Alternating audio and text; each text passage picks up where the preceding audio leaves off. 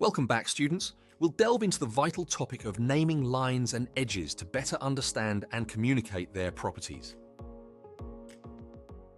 You might wonder why we need special notations for lines and edges. Let's take a moment to consider why this is important. Imagine you're an architect designing a modern building with intricate shapes and patterns.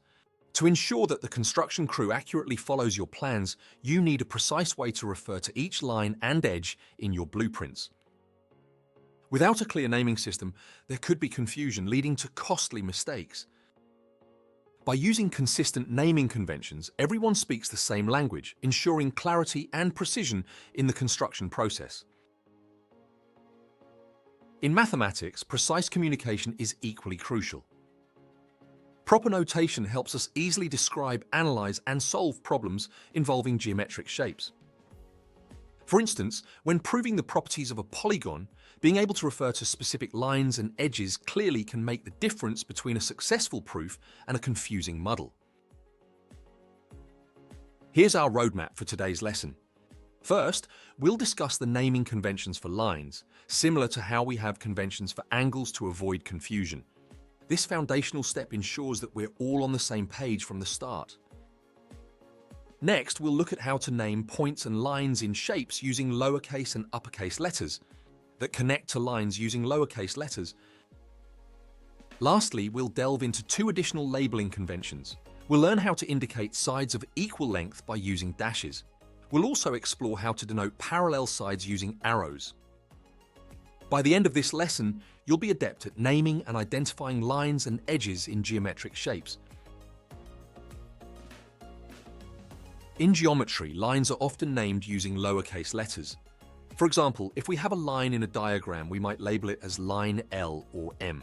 This helps us easily refer to specific lines in our discussions and written work.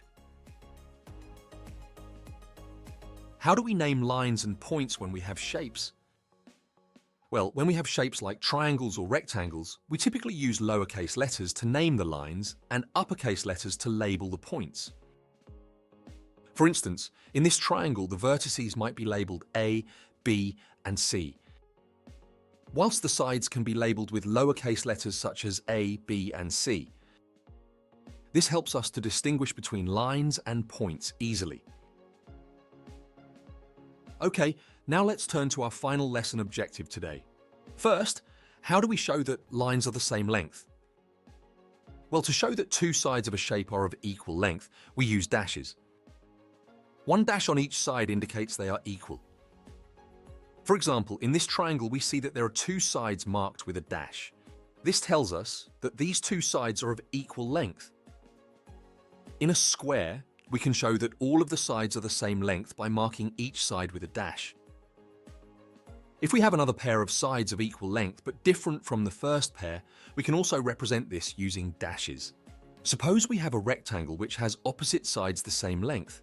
We can use single dashes to show that the two vertical sides are equal and double dashes to show that the two horizontal sides are equal. Finally, to indicate parallel sides, we use arrows. One arrow on each side indicates they are parallel. If there is another set of parallel sides, we use double arrows. For example, in a parallelogram, one pair of parallel sides might have single arrows, while the other pair has double arrows.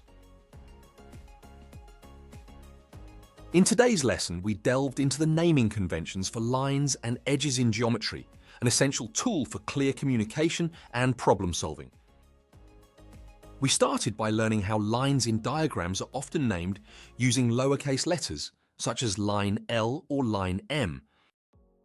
We then moved on to naming points and lines in shapes, noting that points or vertices are typically labeled with uppercase letters, while the lines or edges of shapes are labeled with lowercase letters.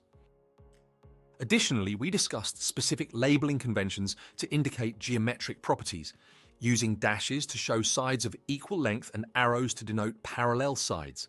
Single dashes or arrows are used for the first pair, with double dashes or arrows for a second pair.